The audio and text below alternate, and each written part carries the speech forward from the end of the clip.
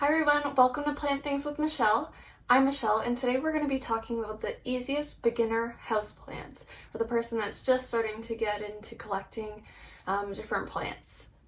So these plants are going to be ones that either aren't tricky with watering, they can do fine with a weekly-ish watering. We'll go more into that, and also light requirements, not super picky with the light requirements.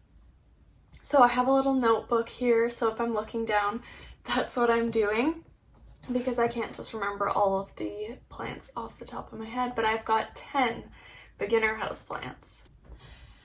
Okay, also, let's just take a moment to appreciate this orchid that I just got. It is gorgeous, and it was at the grocery store really cheap. Okay, so let's start with one of the easiest, if not the easiest houseplant you can get, which is Pothos. And they're gorgeous. I have 6 different Pothos. They're not all different. I have 4 marble queens, and then I have 2 pearls and jade Pothos, and they're so pretty, like the vining, they just add a lot of foliage. This is a marble queen Pothos, so it's got the variegation here that's white. There is a golden Pothos that has more of a golden yellow colored variegation. But these plants, I have mine sitting in the window and it's doing really well. I have 2 of them sitting in a window. They're doing awesome. But I also have the 2 other marble queens and one of my pearls and jade Pothos, and they're on a shelf in my room and they do not get very much light there. And they're still thriving, they're still vining, they're an awesome plant. So for this plant, I say if you have a well-draining soil, you're going to be watering more than weekly. I think I get about 5 or 6 days out of watering. And so this one is starting to do a little bit of wilting. So how I know when to water this plant is the leaves will start folding and wilting down, and it just won't look as up and excited as it usually looks. So it'll just start to look a little bit sad, is the only way I can describe it. I'll try and see if I have any pictures of one that's thirsty, and then I'll insert that in here. But yeah, they're just so easy. So just keep an eye on them. Look at when they look kind of wilty. Make sure that all of your plants in this list have a drainage hole, because that will really affect how they're doing. A lot of plants are gone from overwatering, and a lot of people don't understand that. Especially at the beginning, you really want to take care of your plants and it's really exciting to water them.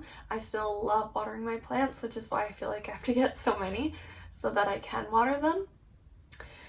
But yeah, overwatering is a big killer of plants, so try not to do that. Try and let them look a little sad first, or if you touch the soil and it's super dry, then you might be able to give it some water. But those ones do really well in low light conditions as well. Obviously, pretty much no plant thrives in low light condition, but these ones will do just fine in it.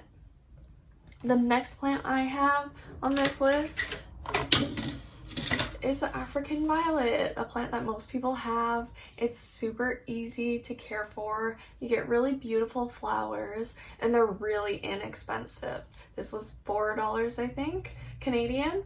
So they're really inexpensive, they're really beautiful, and super easy to take care of.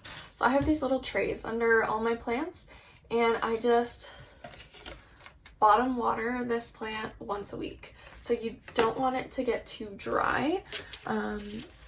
African violets are something that does not like to really dry out. So just give it some water. If you feel that the soil is really dry, definitely give it some bottom water and just let it sit in there for about 30 minutes and then take it out, because you don't want to oversaturate the soil. And then if it needs more in a week, give it more in a week. Mine usually last about a week before they need water again. And then also to help with flowering, you can give them supplements. There's many out there. You can give them Super Thrive, you can give them African Violet food, you can give them Liquid Earth, which is probably the best option out of all of those. But right now I'm just giving mine African Violet food once a month. And it's doing great. Okay, so the next plant I have on this list is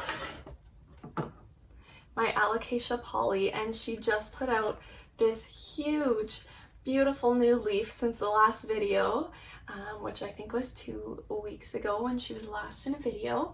But put out this huge leaf. I water her pretty much on a strict schedule. I know that plants don't have a schedule and they don't know what day it is, but I water that plant once a week. And I don't give it much water. I give it maybe, like, if I were to measure it out, like a shot glass and a half of water. I don't know how else to describe that, but not very much water at all.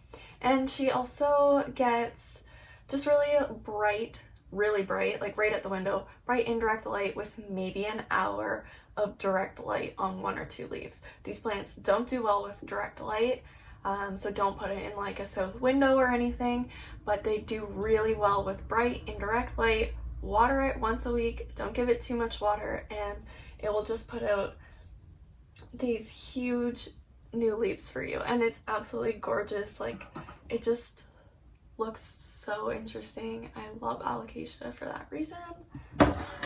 So yeah, really easy keeper. I was really worried about it. Some people say that, you know, they're a little finicky. That plant has been awesome for me.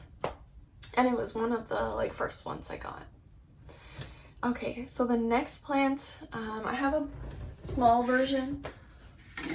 This is a cutting I took off of my big plant downstairs, and it's the heartleaf philodendron. It's super cute. It's growing like a weed. So this does well in low light, just like a pothos would, but it really thrives in like a brighter indirect light. It's sitting on this shelf back here, like over on this side, so it doesn't get direct light at all. This room is pretty bright, but it doesn't get that much light, but it's thriving, honestly. And like, these plants are so easy to propagate. If you are starting to lose yours, just propagate it, and I mean, it's just springing up. The other one that I have downstairs that cutting was taken from, a big huge hanging basket in the window. The window is a north facing window and it never gets direct sunlight, and it's still doing great. Like, I've had it for just over a year now and it just still pushing out crazy growth. I've propagated it several times. It has been an awesome plant for me. So yeah, I definitely recommend heartleaf philodendron as like one of your first plants, because it was one of my first big plants. And it's still with me and it's still so happy. Just when you have a big like hanging basket or a big plant, just take out dead leaves as you see them. A couple will die, not a big deal. Just take them out to promote like a healthier soil. You don't want to attract any pests into your plant. Okay, next up on the list is my gorgeous string of hearts back here. This string of hearts, I had a rocky start with. I put it in a south-facing window. I thought it needed tons of sun, and I was always told that they're more leaning towards the succulent. So like, don't water it. That is totally false, because as soon as I took it, it was not doing well. It was pretty much dead. As soon as I took it out of that direct sunlight, put it in indirect but bright sunlight, and watered it once a week, it has sprung tons of new growth. I have a video of me propagating it here. The propagation is doing amazing. Lots of little roots coming out of everywhere. So I say that plant should be watered once a week. And when I water these plants once a week, I don't put much water in. I'll take you around in another video to like water my plants, but I do not put much water in. for that plant, the pot doesn't even have drainage holes, so I really try and limit the amount of water I put in. But for all these other plants, I just put in a little bit, and the second I see like a tiny bit of water coming out the bottom, I stop, because I am so scared of root rot that I would rather water my plants more frequently in small amounts than like drench them. So yeah, that was just a little tip of what I do, but that plant is super easy and super beautiful, so I definitely recommend the string hearts to everybody. The next one we have on the list is a ZZ plant. I will insert a picture of my ZZ because she doesn't live up here, but the ZZ plant is so simple. Mine is in super low light and still thriving. I'm sure it would grow more if it had some bright indirect light, but it is not a plant that you want to put in direct light. And that makes it super easy to find a spot for. Mine is beside the couch on a side table, and it's a really dark corner of the room. It gets a glimmer of sunlight in the morning, and that's about it. So it's been doing really well there, so I really recommend it as a plant that if you don't have a lot of window space, you're just getting into plants, maybe you have a small apartment, maybe you just have a bedroom at a parent's house, that is a plant that I recommend you get, because the ZZ seems like unstoppable. Now the problem with ZZ is that you can definitely overwater it. I water my ZZ once every 3 weeks, and I don't dose it. Like, I just give it, a little watering, like I just put water on the top, let it go down. That pot also doesn't have drainage holes. I don't recommend you ever have pots without drainage holes, but sometimes it just comes like that, and I have not put the effort in to repot it because it's just been doing well. So I just splash a little bit of water onto the soil and leave it for another 3 weeks. So that one's really easy. The next plant is a snake plant, which I also don't have up here, but I will insert a picture of. These plants are gorgeous. This is one of the first plants I ever got. I got this huge bundle from Walmart, and I just haven't done much to it since. I water it once every 2 months maybe, or I'll give it like a little splash here and there, very small, because I have had some of them just rot and I've had to pull them out, but it's a big bundle of them, which helps because then the water is dispersed between more of them, but it really does not like to be watered. So I water mine every few months because she just doesn't like water. She wants to be in the desert. She likes to be thirsty. So I just water mine every few months. So it's a really easy plant, low light house plant, and it's one of the plants that helps to purify oxygen around it. So a good bedroom plant. Mine's beside the TV in the living room because my living room is very dark except for one section, and it does get one ray of light that goes directly to it for about 2 hours a day, and that's it. So it's a very good low light plant. It would thrive in an environment like this, which is bright indirect light, but obviously I have tons of plants in this room, but I don't want them all to be in this room. I want them throughout the house. So snake plants they're beautiful. Especially, I'm a big fan of the variegated snake plants. So they're beautiful and low maintenance. So you can forget about it for a long time. And you can see when the little spikes, you'll see what I'm talking about, start to wrinkle, it needs a little bit of water. Okay, the next plant I'm talking about, I also don't have up here, so I will insert a picture, but it is a monstera. Now that may be like a controversial statement, but I just think they're so simple. So simple, and they're such a beautiful big plant. I have a painting of one right here. That's what a monstera looks like. And they're just a gorgeous plant. Everyone should have one. Bright indirect light, a little bit of direct sunlight would be best. Make it the happiest. I definitely don't think it's a low light house plant. It really does not thrive in that environment, and you're not going to get leaves with like fenestrations and stuff because it's just not going to be happy, so it's not going to grow very fast. So I water my monstera, my small monstera, I water probably once every week and a half to once every 2 weeks, and then my large monstera gets watered about once every 2 weeks. just because the bigger the pot, the longer it takes to dry out. So yeah, the Monstera, gorgeous plant, huge fenestrations. Even if you get a baby Monstera, you get to watch it grow, and then its first leaf with a fenestration is a huge deal. But they're just an amazing plant. I think everybody should have one, and they're really simple to take care of. So my next one on the list is my Rhaphidophora tetrasperma. This one has a very similar care to a Monstera. It's sometimes called a mini Monstera, but that's not accurate. It's not actually a Monstera, but it has fenestrated leaves, super cute. This is a vining plant, so it will like climb. If you put a trellis here, it'll start climbing up, which is a plan for it when it gets a little bit bigger. But it's just super cute and so easy. I water this one once a week, a very small amount once a week, and seems to be happy.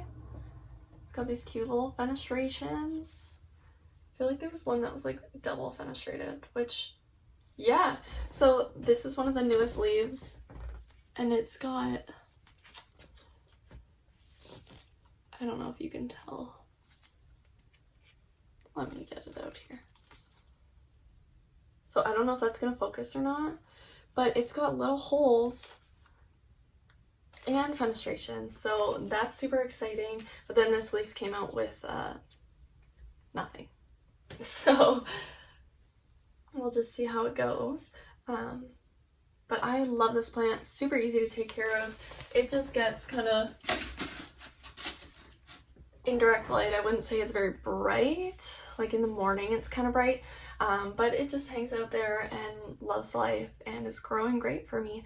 So yeah, I water it once a week, very small amount, and that's it.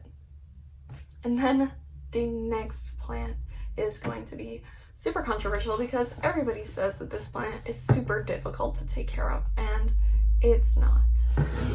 That would be the Orchid. That's a giant version. What a beautiful plant. Like, why would you ever discourage somebody from getting this? Like, they're literally so beautiful. The foliage on them is so cool. Their little aerial roots, awesome. So I definitely recommend that everybody get one. They're easy. The reason that so many people probably kill them is because the instructions say to water it with ice cubes. Don't water your plants with ice cubes. I'm sorry if you do that, but now you know not to. Because ice cubes can be traumatic. If you hold an ice cube on your skin, what happens? It hurts. And it also gives cold damage to the plants. So ice cubes are a no-go. What you can do is give the same amount of water as an ice cube. I probably give that little one up here that you saw in a previous video. Where is it? Right there. I give that one literally just a splash of water once a week. And I also mist the foliage with a Miracle-Gro Orchid fertilizer. I haven't watered this one yet. I'm not sure when it was watered last, and they're potted in bark, so I mean, they should be potted in bark if they're not, or moss.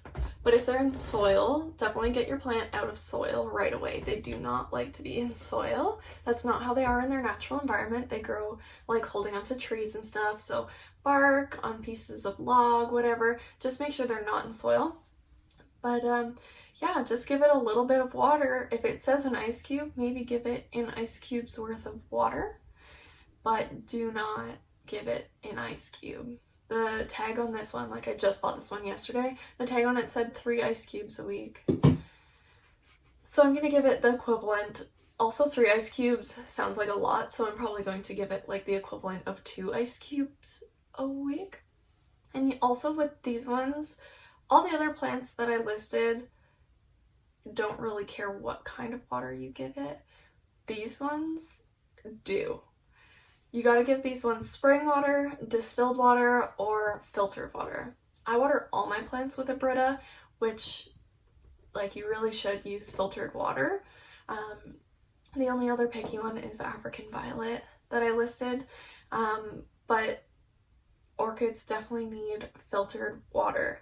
So if you're having issues with your orchids, try filtered water, try small amounts of water, no ice cubes, and try some orchid mist once a week.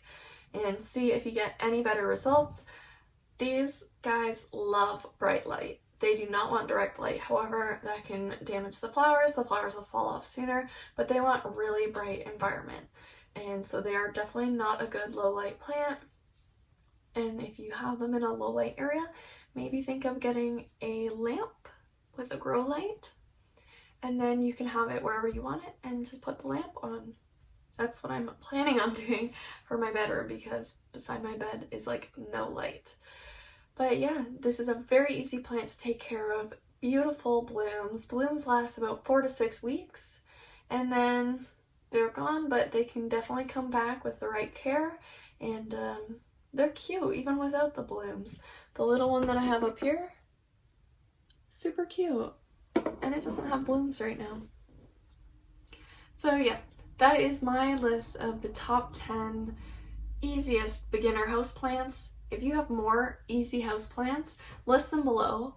Let me know if you want me to do a part 2, because I also have tons of other easy houseplants for you. And just like and subscribe and tell me what you thought of today's video. Alright, thank you so much for watching.